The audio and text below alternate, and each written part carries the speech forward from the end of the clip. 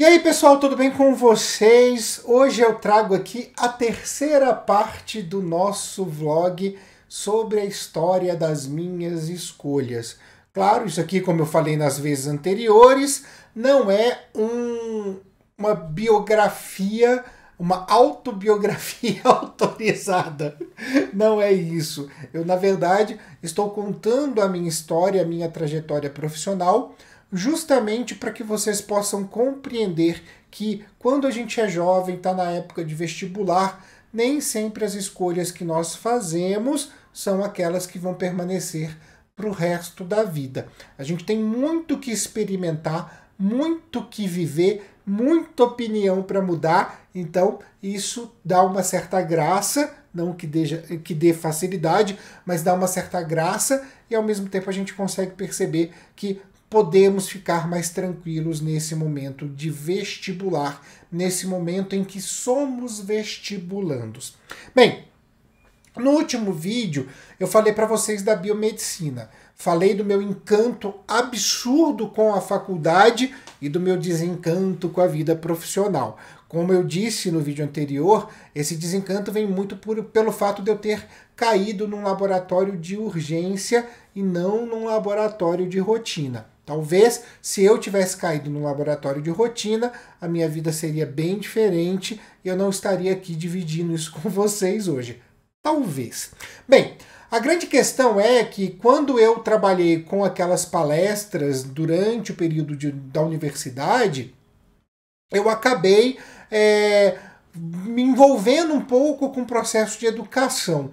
Isso para mim foi bastante interessante. Só que ainda de uma maneira bastante rasa. Afinal de contas, eu chegava, conversava com as pessoas, dava as informações nas palestras de medicina preventiva, orientava algumas coisas e ia embora e nunca mais retornava para aqueles lugares.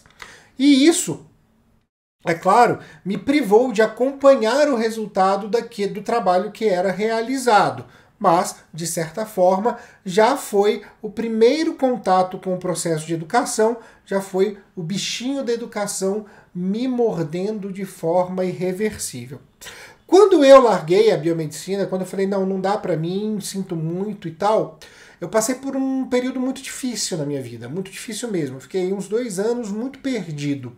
E era muito complicado porque eu tinha um diploma, mas eu não ia usar o diploma. Então eu tinha uma profissão que ao mesmo tempo me dava a condição de não ter uma profissão. O que fazer?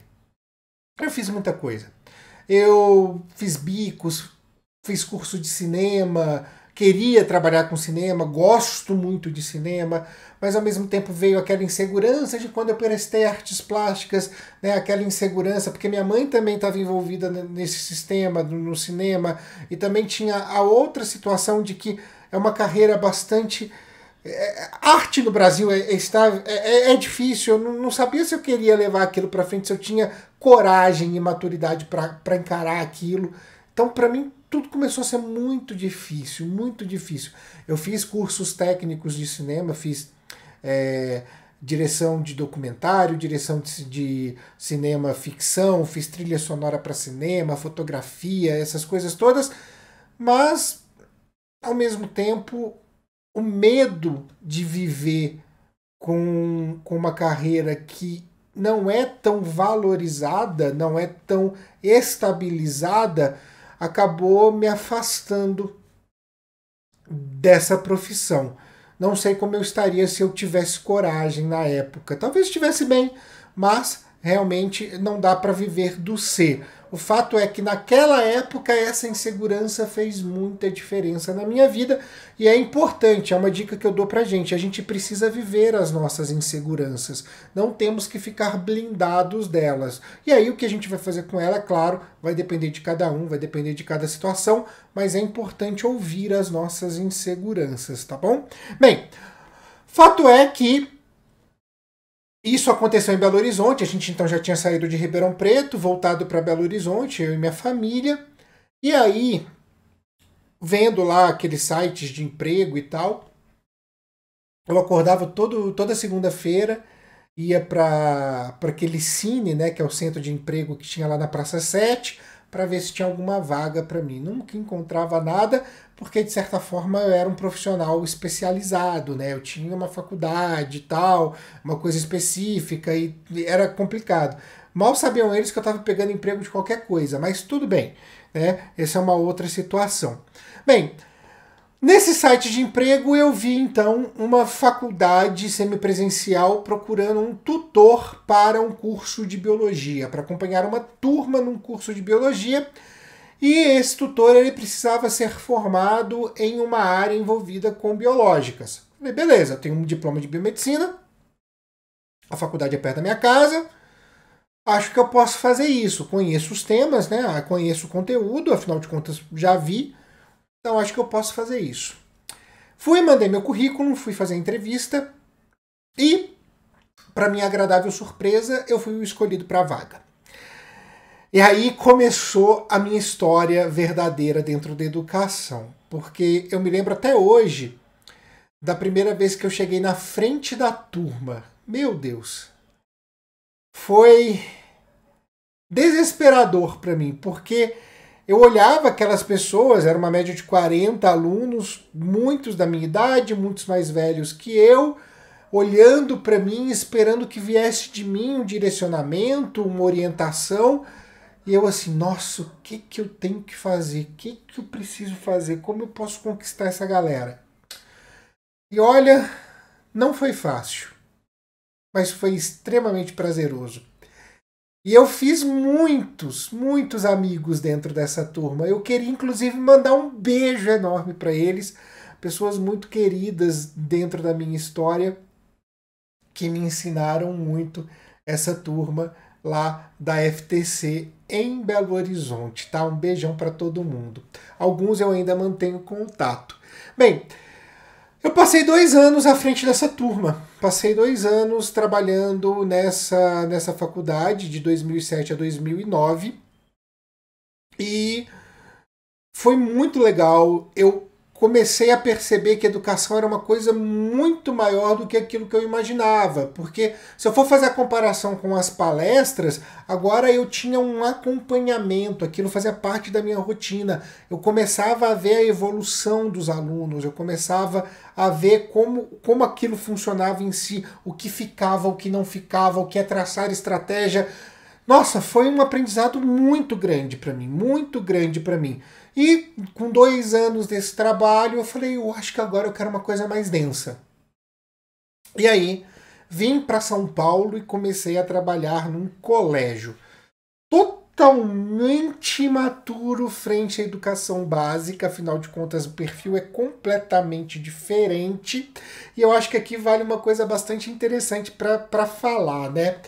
Eu cheguei em São Paulo, eu ainda não tinha feito biologia, mas naquela época era possível alguém formado em área afim dar aula. A lei mudou logo depois, que exigia obrigatoriamente uma licenciatura. Aí sim eu fui fazer a faculdade de biologia, fui fazer a licenciatura em biologia, que foi bem tranquila, porque afinal de contas eu eliminei um monte de matéria por já ser biomédico, então fiz a faculdade de biologia num tempo muito curto. Mas é muito maluco a gente ver isso, né? Porque quando eu trabalhava na faculdade, você trabalha com pessoas autônomas, você está trabalhando com pessoas mais velhas. É diferente. Quando eu cheguei para dar aula de educação básica, eu dava aula de ciências de 6º ao 8º ano. Nossa, eu surtei. Eu não sabia o que fazer. E aí você tem a ideia, o que é muito errado, mas a gente tem que viver isso, né? Que é a ideia da autoridade. Né, que você é a autoridade, que a sua falha é lei. Você se sente um verdadeiro Deus na frente das crianças. Só que tem um probleminha nisso tudo. As crianças não reconhecem a sua divindade. Então você é um Deus para um mundo ateu. Essa é a grande realidade. Né? É aquela ideia. A gente sempre reproduz nas nossas vidas aquilo que é de quem nos dominou. Né? Uma educação opressora, no qual o professor é autoridade e o que o aluno traz não tem a menor lógica, não tem a menor importância, ela vai produzir adultos opressores. Aí vem bem a fala do Paulo Freire, né? Quando a educação não é libertadora, o sonho do oprimido é ser o opressor. E eu achava que eu tinha que ser exatamente igual a uma grande quantidade de professores que eu tive na minha vida. Eu falo, vocês escutam e acabou. É difícil, é complicado, porque a gente tem essa ideia de educação e ela está errada. Mas, de certa forma, é importante a gente viver, passar por ela no papel de professor para a gente entender o quanto a gente precisa melhorar. E foi aí que muita gente entrou na minha vida. A minha coordenadora na época, Elaine, fez muito isso. A que era também, trabalhava na coordenação lá do colégio, que era a Silvana Bonilha, me ajudou bastante nisso. Tiveram muitas conversas comigo e eu comecei a ver os meus alunos de uma maneira diferente. Depois disso, eu fui trabalhar na Fundação Padre Anchieta. Eu tive um contrato com a Fundação Padre Anchieta na formação de professores, num curso de formação de professores. E aí eu tive acesso a muito material de formação também, e isso começou a mudar a minha cabeça, isso começou a me transformar. Aí eu caí, e assim, essa eu acho que foi uma das coisas mais importantes. Aí eu caí numa escola chamada Escola Lumiar, e que tem um projeto. Ela tem um sistema baseado em aprendizagem por projetos, currículo em mosaico. E lá o martelo da realidade bateu forte na cabeça.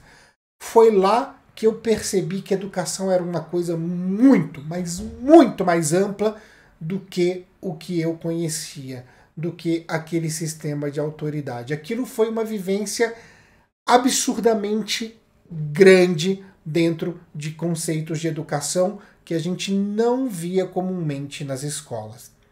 Eu fiquei na Lumiar por mais de 2 anos, e aí foi quando eu entrei no colégio que eu trabalhava até o meio desse ano, e entrei como professor de biologia nesse colégio, já com uma didática completamente transformada, com uma dinâmica completamente diferente. E quando eu entrei nesse colégio, a zona de conforto começou a gritar alto de novo, né?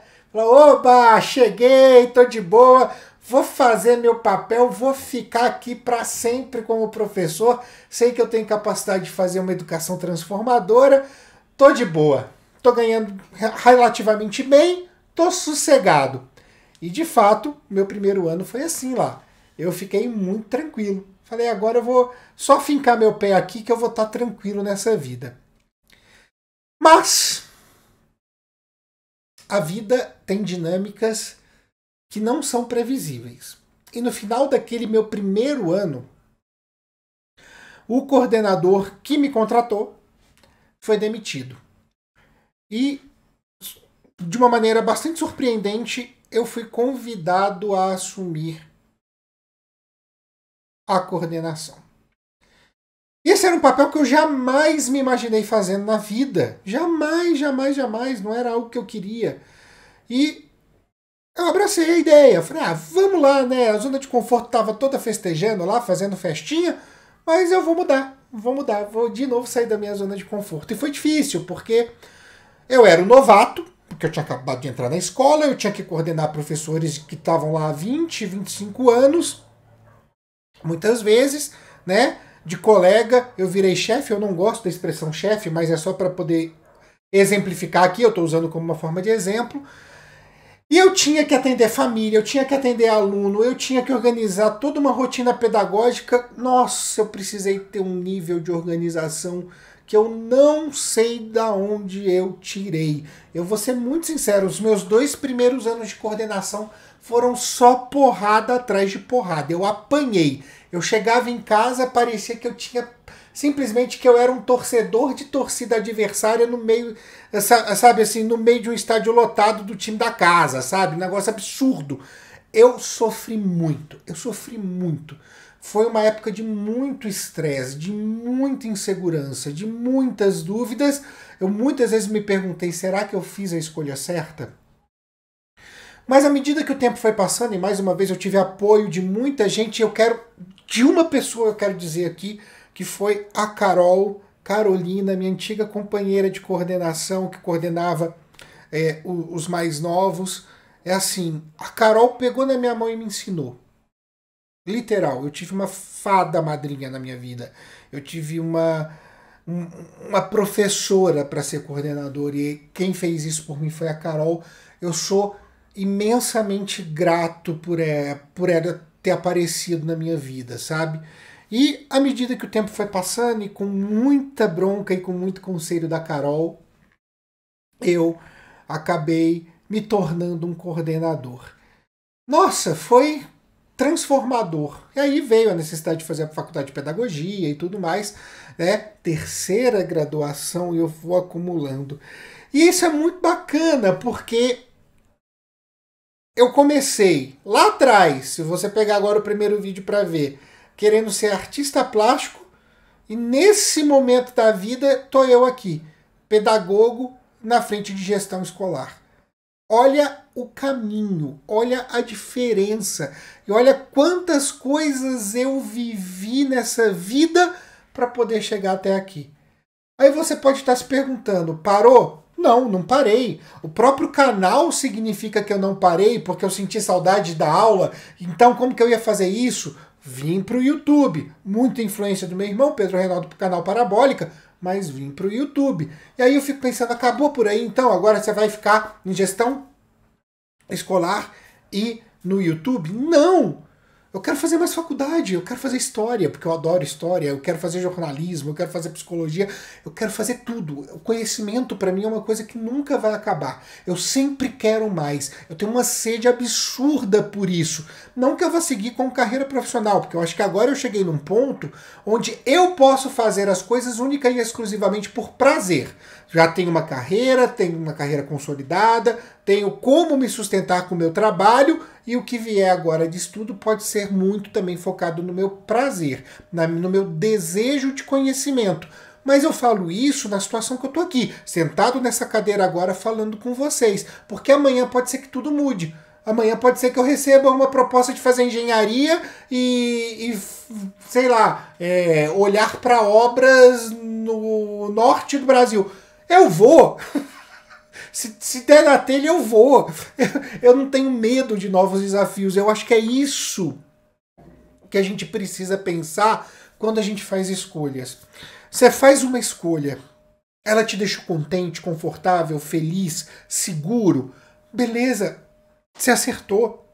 Só que se ela te deixou com dúvida, se ela te deixou inseguro, se ela te deixou inquieto, abra-se a novas oportunidades.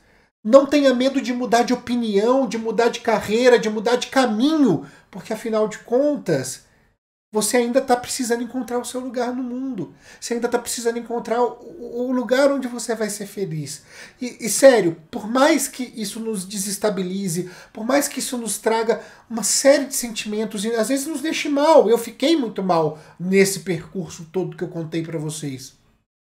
No final, se você fizer tudo direitinho, olhar para si, respeitar seus sentimentos, respeitar aquilo que o seu interior está te dizendo, e não tiver medo de encarar os desafios que a vida vai te trazer, tenha absoluta certeza, você vai ser feliz. E olha, eu não estou falando só de carreira universitária, é que por um acaso, para mim foi uma carreira universitária. Mas eu estou falando de qualquer outro tipo de carreira. Eu estou falando de carreiras que não dependem exclusivamente de uma universidade. Podem ser técnicas, ou podem ser artísticas, que, sabe, assim, o que você quiser fazer. Por favor, se escute. As escolhas, elas são muito melhor fundamentadas e com mais chances de acerto quando nós nos escutamos. E entenda que mesmo nos escutando, a gente ainda pode errar. Eu me escutei para fazer artes plásticas, eu errei. Eu me escutei para fazer biomedicina, eu errei. Eu me escutei para entrar na educação. Foi aí que eu acertei. Quando você vai acertar, em que momento você vai acertar, não interessa. Contanto que você busque esse acerto, contanto que você busque se encontrar. contanto que você busque o seu lugar no mundo.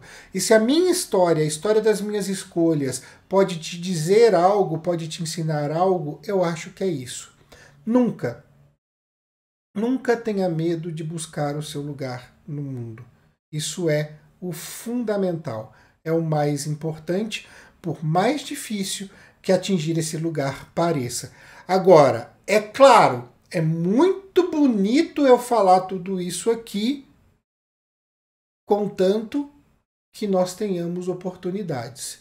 Então, além de buscar o nosso lugar no mundo, é fundamental que a gente lute por uma sociedade que permita que todos tenham oportunidade. Porque é muito diferente eu virar para um aluno, por exemplo, de uma escola particular, que fala, eu quero ser fisioterapeuta, e pensar numa escola que, ainda mais por conta desse congelamento do orçamento, está lá sem a menor condição de oferecer um ensino de qualidade numa periferia, uma escola pública, falar para esses dois alunos que eles estão iguais nessa competição. Então é o seguinte, busque o seu lugar no mundo. Mas não faça isso só por você. Busque o seu lugar no mundo sempre querendo devolver para a sociedade o que a sociedade te deu de oportunidade. Porque você pode ter certeza que para muitos que têm oportunidade, 10 vezes mais pessoas tiveram que se privar das suas. Então, vale a pena a gente pensar nisso também. A gente fala do eu quando a gente busca o nosso lugar no mundo. Mas a gente só vai conseguir encontrar um lugar no mundo verdadeiramente se o mundo for melhor, se o mundo for mais igualitário. Beleza? Então é isso, pessoal. Essas foram as minhas histórias. Espero verdadeiramente ter ajudado vocês nesse processo, tá? Nessa ideia de que escolhas são escolhas e que elas podem estar erradas, tá bom? Eu vou ficando por aqui. Um grande beijo a todos e a todas e até a próxima.